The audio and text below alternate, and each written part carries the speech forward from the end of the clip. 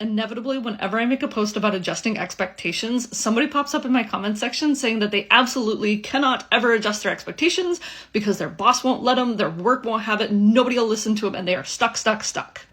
First thought on this is that if that is genuinely true, if you cannot make an iota squitch hairline of a change at work, then fine. We're going to talk about adjusting expectations on yourself outside of work. We're going to talk about shifting your self-care outside of work. There are things you can still do outside of work to take some pressure off of you. That said, rarely have I seen a situation where somebody can't literally change anything at their work environment. Expectations can be a lot like boundaries. This is an us thing, not a them thing. When we set boundaries, that is what I will tolerate, not what I will let them do. When I set my expectations, this is about what I am capable of and how I communicate that to others, not what they get to tell me. I don't think I've ever had a client who isn't absolutely overcommitted and doing more than is expected of them at work. We are the chronic overachievers. We are the utter perfectionists. We are like the hardcore drivers at work. And here's the secret, my friend. You do not have to be that person.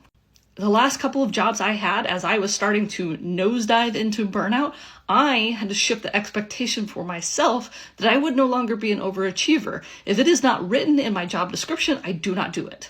At one job where I was having a lot of issues with the management, this resulted in me actually shifting into like malicious compliance.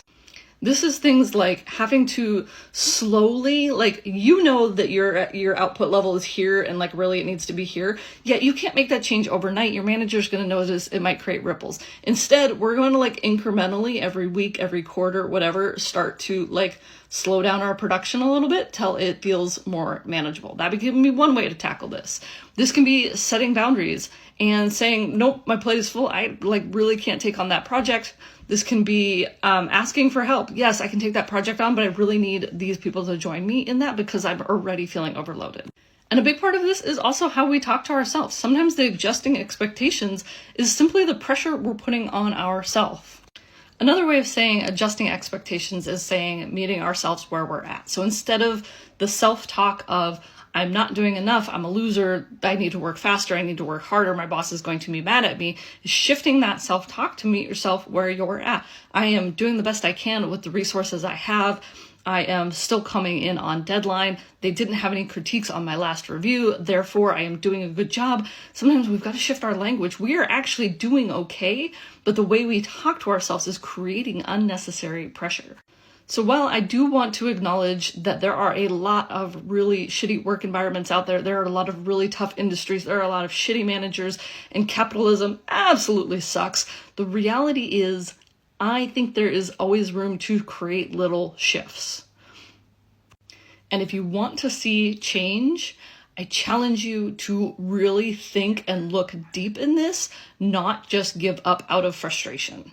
I know it's shitty, it sucks, I do want to acknowledge that, but I've yet to see a client where there isn't some room to create some shift in the expectations, either in the work environment or in the home environment, that can relieve a little bit of the pressure that is on you.